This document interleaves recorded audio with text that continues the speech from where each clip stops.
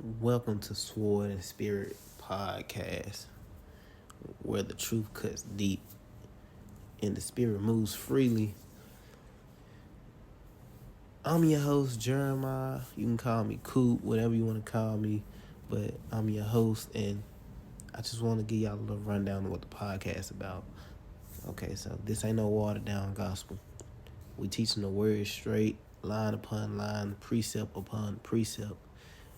We're going to talk about testimony, real life struggles, Bible teaching, interviews with saints, walking the walk, all that good stuff, all that type of stuff.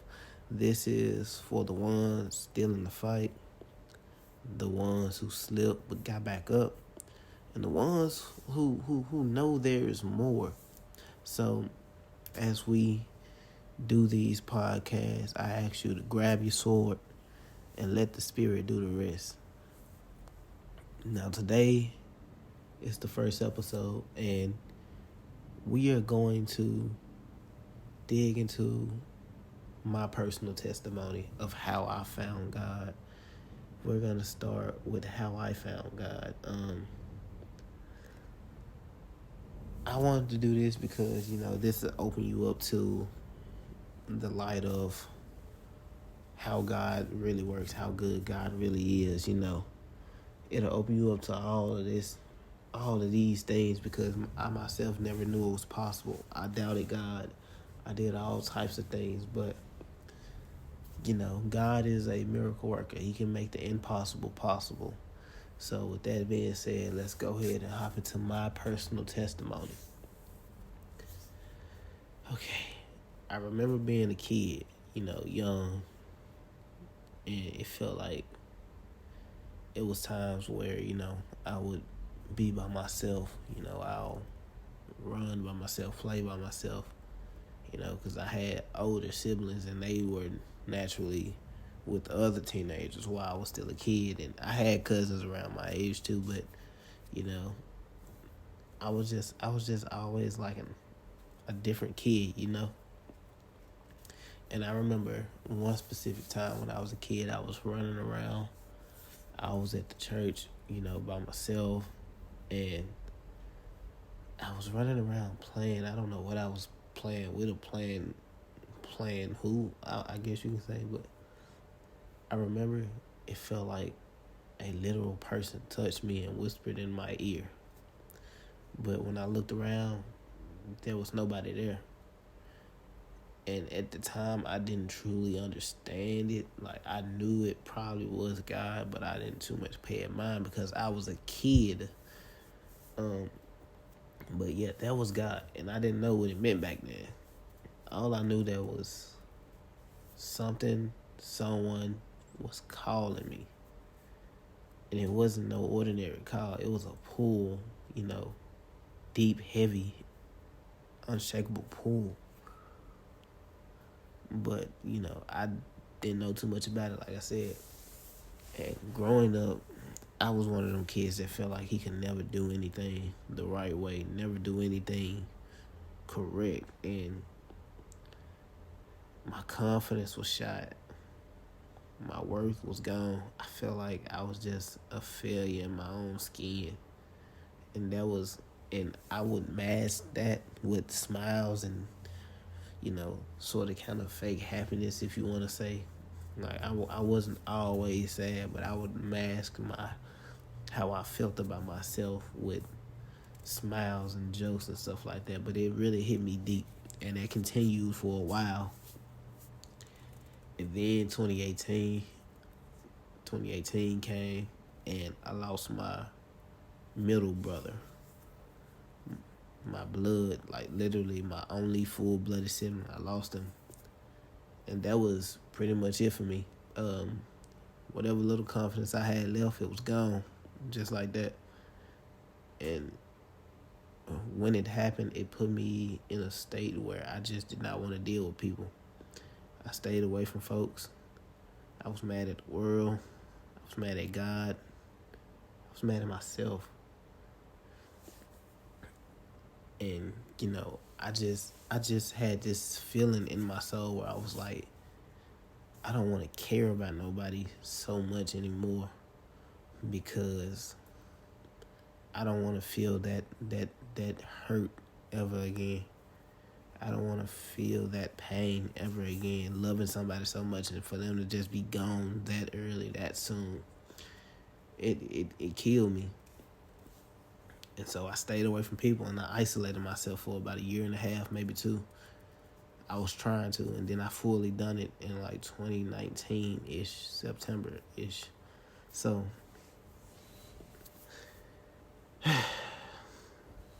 2019, 2020 came, 2021 maybe. Two women came into my life at the time. I was trying to juggle, but truthfully, I was lost.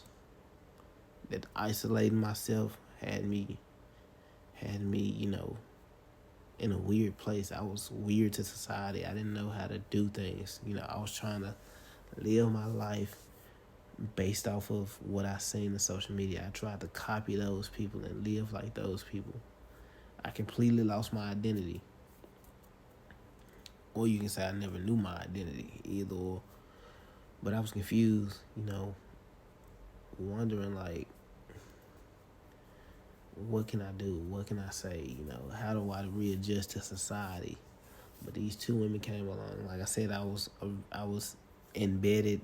Social media planted seeds in my mind and in my heart of how dudes should move and how dudes have free reign to do whatever they want to with women, as far as fornicating, having multiple wives and multiple girls, and how that was cool and it was bad for women to do it, yada yada yada.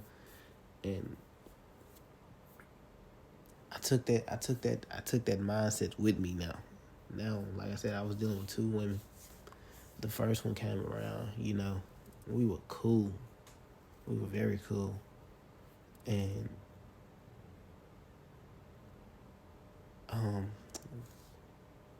we had linked up one night.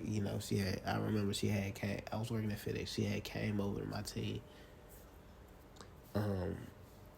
At first she said she didn't like me because she thought I was real cocky, which I was. I can't lie, I was very cocky, and I don't even know how we even got to the point to where we were, but we started kicking and we started hanging in, and we ended up doing a do, and that's when feelings and emotions got very attached. But like I said, when I lost my brother, I just could not bring myself to commit myself to somebody like that, because I don't want to feel that pain of loss again. And my mind was everywhere. My mind was literally everywhere. So I was keeping her like at an arm's length. Like I would like, part of me wanted to, and the other part was like, nah, you don't need that. So yeah, that happened for about a year or two. And then comes the second young lady. The second young lady, I did not know. Like, she was always a part of my team at work, but I never met her because she was out on injury leave, I guess you can say. So, yeah, no, actually, my bad. I moved to a different team at work, because I had got a promotion at work, so I had to work on a different team. And I did not know this young lady was on injury leave. And I always wondered who she was, but I never knew because she was out. And so the first girl ended up coming to the same team I was on, the new team I was on. But we were still cool. At the time, I wasn't messing with the second girl because it took her months to come back. And I remember seeing her at work. I was like, dang, she looked good. I was like, ain't no way bro hitting that. You know what I mean? And come to find out later in the night, she was on my team. So we slowly started getting cool. We slowly started to become known to each other, I guess you can say. And like, she piqued my interest a bit. And we started kicking it. And it was the same story again. But this time I was like, you know what? I'm going to give this a try. I'm going to try to do the relationship thing. At least try to do it. but at the same time, I'm still talking to the first young lady. So I was kind of in a bind, and I'm trying to play the cards right, if that makes sense. Um, I wanted to like completely just stop talking to the first girl, but I didn't want to be weird about it, you know. And also the first girl was like, she was so nice. Her heart was nice. Her heart was pure. It was nice, and she showed me a glimpse of some of the qualities of love, you know, patience, gentleness, forgiveness. But I didn't treat her too right. You know, I was keeping it, like I said, keeping it at arm's length, trying to protect myself. But I didn't realize I was hurting her in the process. Um, and like I said, I met the second girl, which is my son's mother. I'm gonna get to that. I wasn't healed. I was still broken. I was still depressed. You know, still running from connections because I was scared to feel that type of pain again. So, me and my son's mother ended up keeping it low key for a good minute. We kept it low key for a good minute. It started out good, but soon it got to a point where it was like I couldn't do nothing right for her. I couldn't do nothing right around her. That's how I was feeling. And she started making me feel that way. And yeah, I'm not saying I was perfect. You know, I mess up. People mess up. But I didn't wake up trying to fail. I was just trying to do right. But I had so much of social media sewn into my head. All the men versus women debates, the lies of masculinity, or what it's supposed to be and look like, the mindset, that mindset right there, it poisoned the relationship even more. And eventually, it got to a point where I was like, you know what, I'm tired of having all this extra stress and this, that, and the third, you know, because I was still kind of messing around with the first girl, but I wasn't doing nothing with her. I wasn't doing nothing with her this time. Well, it got to a point where, like, at the end of the year, going into New Year's, I was like, I'm tired of holding all these feelings back. I'm tired of holding all these lies and this secret stuff back. So I fist up to the first girl what was going on. You know, that happened, and it just all went downhill from there, you know. And I also had this feeling of like not being alone. You know, I thought I really knew what love was, but I really didn't. I was only going off of what I felt. You know, if I felt like I was getting alone at times, you know, I would run back and forth, if that makes sense. So, told the truth, you know, I could have left it alone there. But January came around, and I found out that the second girl was pregnant. Found out she was pregnant, so I was trying to be there for her as I should have been. I was trying to be there for her, but things were just not. They were just in such a bad place, a bad space. That like it was not working out. Every time you think it's going good, it's gonna go right back bad. So I was just like, you know what? I'll just do my part from a distance. Then, while all this going on, let's fast forward to September 2023. I lost my job. You know, and when I lost my job, because before I went into work that day, I remember I prayed. I was like, Lord, you know, I'm so tired. I'm stressed out from my personal life to the job I'm doing now because I had got a promotion again. But I was stressing out, like, this job is stressing me out from all the demands they want done. Everything, they keep changing. Like, everything is, like, stressing me out. Like, I need something new. I need something better. I need something greater because this ain't it. Like, give me something great. But little did I know that God was going to take that job completely away from me. So I went into work, and like 2 or 3 hours later, I was fired. And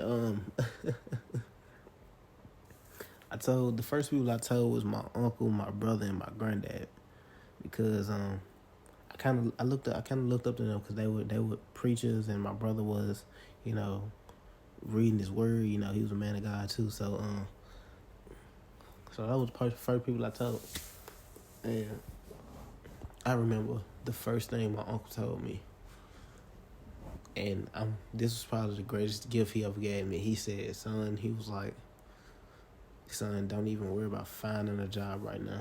You know, give it some time." Because I was already looking for a new job anyway. But he was like, "Give it some time. You know, come to church. You know, take time out to read the Bible and all of that." And I was like, "Yeah, all right, whatever. You know." So with this information, this seed being planted in me, I took it with a grain of salt. You know, I didn't really start reading my word like he asked me to. I didn't really start going to church like he asked me to. Cause like, I ain't gonna lie, it was times when I was like, I'm gonna go to church this Sunday morning. You know, I'm gonna go to church this Sunday morning. But it like, as soon as that Sunday morning came, it'll be like, I'll wake up around 11 o'clock. I'll wake up around 11 o'clock. And I'll be like, my God, dang, I just missed church. Why did I miss church, bro? I was not trying to miss church. And it hurt me in my heart a little bit. So, but it was other times where I'll make it, you know. But, you know, 2 months went by.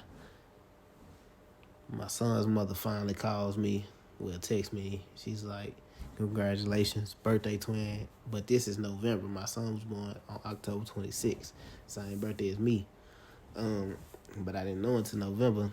And, you know, at this point, I'm just like, all right, what can I do to provide for him? I have no job. I'm running through all my savings and my funds to keep my house together and keep my house and stuff like this. So I didn't really have much to give and nowhere to really, no place to really, no room to really do anything, you know. So December rolls around, you know, I'm just like, bruh, all right, it's a new year coming up. I need a breakthrough or something. So at the end of December 2024, going into January, I had decided, I was like, you know what, I'm going to actually read my Bible.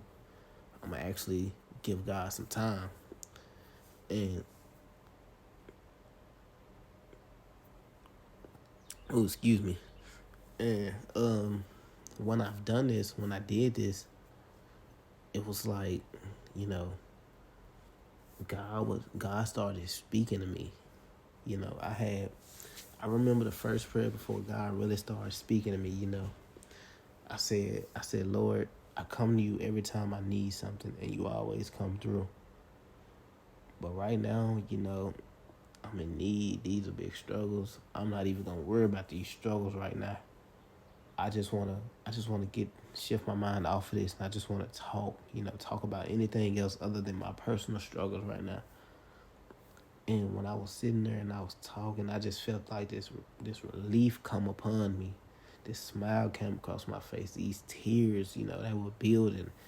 And I was like, I didn't even pay attention to what was going on around me. I was just in a better space completely, you know. But after that, I was just like, okay, God is real. God's real, you know. So over the course of time, you know, I was still struggling. It was like I started reading my Bible more, and I was like, and then it came upon me one part, you know, I started looking up like, is having sex outside of marriage a sin? And when I got my answer, boy, my heart dropped to the floor. I was like, ain't no way, because I didn't done this so long. I done been doing this so much in these last couple of years. Like, this is gonna be kind of hard. So I had told God, I said, God, if I end up being abstinent, it's nobody but you. I know it's nobody but you, because I cannot do this by myself. All right, so that's going along. I was learning more. I was like, okay, now I gotta stop cursing. I gotta stop fornicating. Okay, cool. I'm learning as I'm reading. I'm taking it in. I'm leaving it written on my heart. I'm trying my best to stop all this. Every time I was cursing, I was like, Lord, forgive me. Every time I had a lustful thought, I'm like, Lord, forgive me. You know, and I was doing good up to this point. But then, I didn't fully understand grace yet, so I was trying to live up the Old Testament laws and stuff like that, trying to be righteous in my own strength. So I was doing, like I said, I was doing good, and now June comes around. I have like this boldness, this confidence in myself because I was abstinent up to this point. I haven't touched a girl up to this point, right? And June comes around, and my son's mother texts me because I was sending her messages every month, just to try to at least get some type of response back. And June comes around, so she texts me, and we start back conversating a little bit, being cordial. And this is where I messed up at. The same time my son's mother texts me, me and the first girl gets back cool. And I'm like, okay, this time I know better, I know better. I'm not going to do the same things. And yet, and still, depending on my own strength, leaning on my own strength, I fell into the same fornicating sins. I fell into the same stupid stuff. I'm up here constantly saying I'm not going to do it, I'm not going to do it, I'm not going to do it. And I done it. I did it with both of them again. But this time, it was on me for, going in like that, going in without God. And, some long story up, I was trying to find reasons why I wasn't too wrong in this situation. I was like, I'm not with either of y'all at this point. So it's like, it really is what it is. I was like on that type of time, trying to find a reason, but it wasn't right. It wasn't right. And and after that, I feel hard. Because I knew I messed up. I was in a deep depression. I was like, I done sinned. I knew better. I still went and sinned. I couldn't control my lust. I couldn't do it. I thought I was strong, but I couldn't do it. I thought I overcame, but I got complacent. I got to a point where I felt like I didn't need God anymore. I got prideful. I thought I read enough scripture to help me for what I need. Nah, bro, I was weak without Christ, and just like that, I ruined everything again. My son's mother, till this day, ain't even said nothing to me. The first girl with the good heart, gone, and I ain't heard nothing from my son since, and that still bothers me a little bit. A lot bit. Let me say a lot bit. But I was broken. I feel like dirt, worthless, But I had to humble myself. I had to fast. I had to repent. I had to die to myself. And it was there in that low place where I met the truth of the gospel. That's when I had a dream. That's when God started coming to me saying, hey, I have a plan for you, I didn't want to believe it. I didn't want to see it. But God showed me visions and dreams of me preaching and, doing all this other stuff. And I'm like, Lord, I cannot preach. I can't be a preacher, Lord. Like, look at me. I've done so much wrong. Even up to this point, I've done so much wrong. I've backstabbed. I've fornicated. I did things with a lot of women. Like, I have tattoos. Like, I'm not fit. I don't even know the word like I should. I'm not fit to be no type of preacher and no type of place to be preaching. You know what I mean? And God kept showing me these dreams and visions of me just preaching in front of crowds and doing His work. And I didn't want to believe it. I was running from it. Bruh. And I remember He gave me this one dream where I literally walked with Jesus Christ. I'm not playing. But the only thing is I never seen His face. I just seen His glow, this outline just glowing. I seen it. And I was walking as He was going through towns, doing miracles, and people are reaching out to try to touch Him and all of this stuff, right? And I remember it was two kids that was following along. They were lifting up his garment. They was holding it, and they were bringing me to him. They was like, "Hey, touch his garment." I was like, "No, I'm not worthy to touch that. I'm not about to touch that. What's wrong with you? Like, I'm dirty, bro. That's God. I can't touch him. That is God. I'm not worthy to touch him." I was like, "Come on, mister, please touch him." And, I was like, all right, they kept begging me. I was like, all right, bet I'll touch him. So I touched him. And when I touched him, I felt this power run through my body. This spirit, this great feeling just run through my body. And I felt new. I felt rejuvenated. I felt nothing like I did before. And he stopped and he turned. And he was like, who has touched me? But I couldn't say nothing. All I had to do was put my head down and just bow at his feet. And I was waiting. I was like, man, these kids really made me mess up. But he didn't say a word. He just turned back around and continued on his walk, on his journey.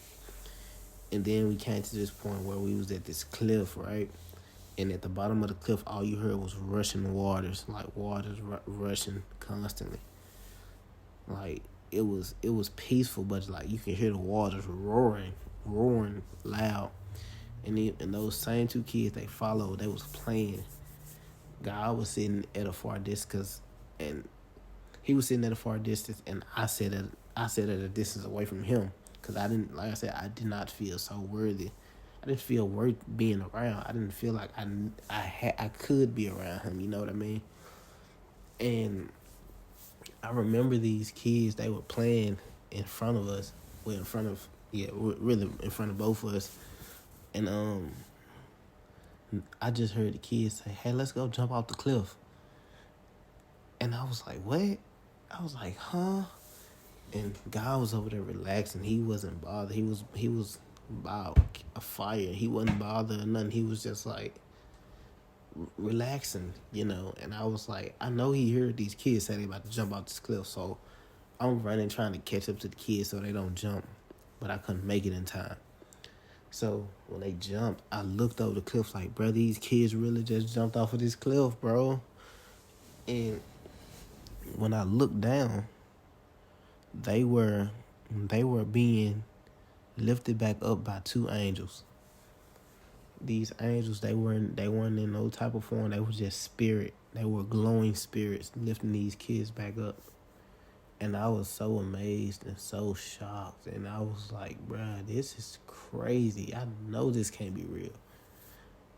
But then the kids came to me. They was like, "Mister, can you jump with us?" I was like, "Huh?" They was like, "Could you please jump off this cliff with us?" I was like, no, I can't do that. I cannot do that. I was like, them angels are not going to lift me up like they lifted y'all up. Y'all are kids. Y'all are innocent. Y'all don't do anything but have fun and, don't think about too much. I said, I've done things. I've done people wrong. I've done myself wrong. I said, I'm not worthy to be touched by anything that's godly, that's of God. I said, they're not going to lift me up. If I jump down, I'm dying in that water, in that rushing water. I'm dying in that water. And these kids were just so convincing. They was pleading. They was like, "Please, sir, can you just jump off with us one time?" And I'm at this point where I'm like, you know what? I'm going to do it. If it's the end, it's the end. It is what it is. So I jump off the cliff. And, at first I was confident in that being the end. But as I got closer to that water, I started to fear for my life.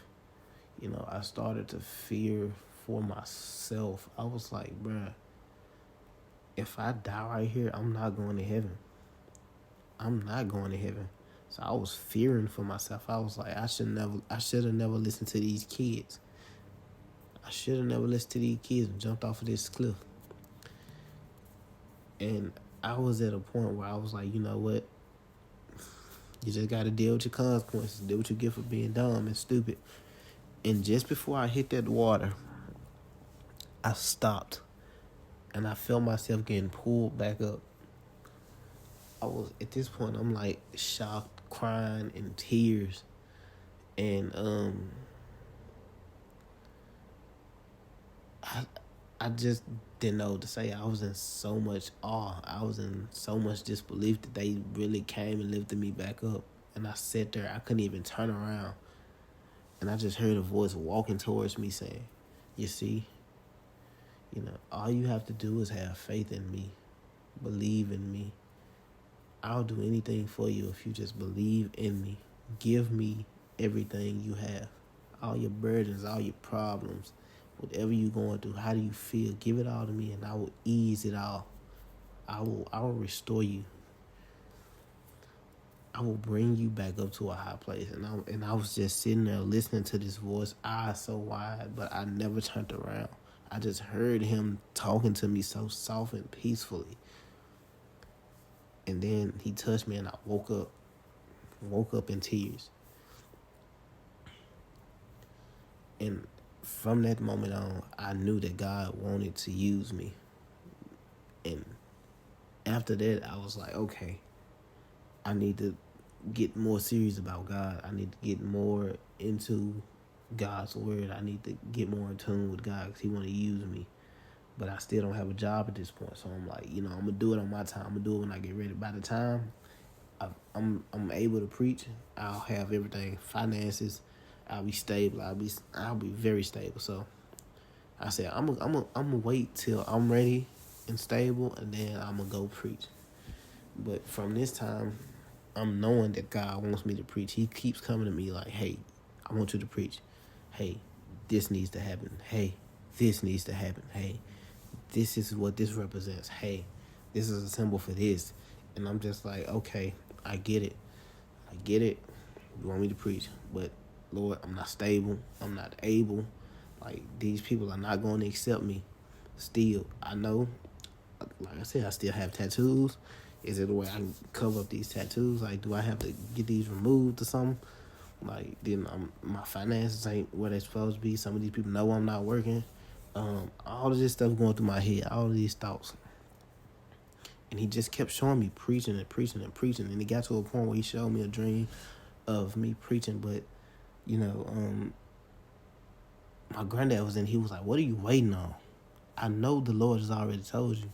And I was like, okay, cool. You know what? Okay, this all I can say is okay. So I went to church.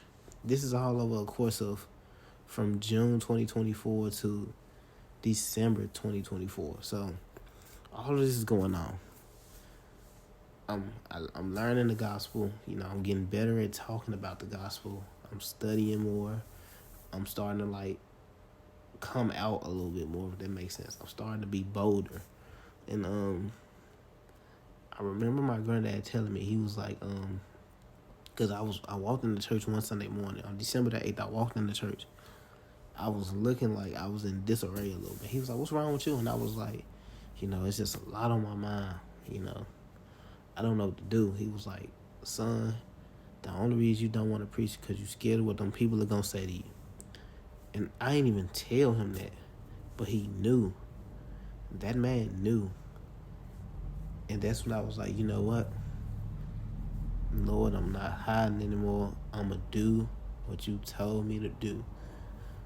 I'm not ready. I'm walking out on faith like you want me to, like you keep telling me to. All the things you've shown me from June 2024 to now, the supernatural things, I ain't even talked about those. The dreams, the visions, all of this. I'm going to finally step into it. And December 8th, 2024 is when I confessed my calling. I stepped up into it. And I realized then that this ain't just about preaching though. God has something destined for me that's deeper than preaching. It goes beyond preaching.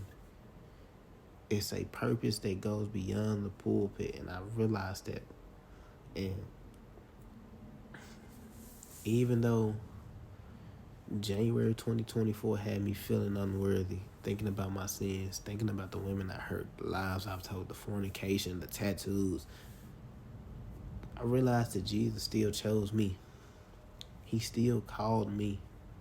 He still whispered my name like he did when I was a kid. And I'm not here because I'm perfect. I'm here because he's faithful. And if he could reach down into my mess that I've made and pull me out, he can do it for you too. So this journey ain't over, but I'm walking in my purpose now. At least a part of it, the start of it.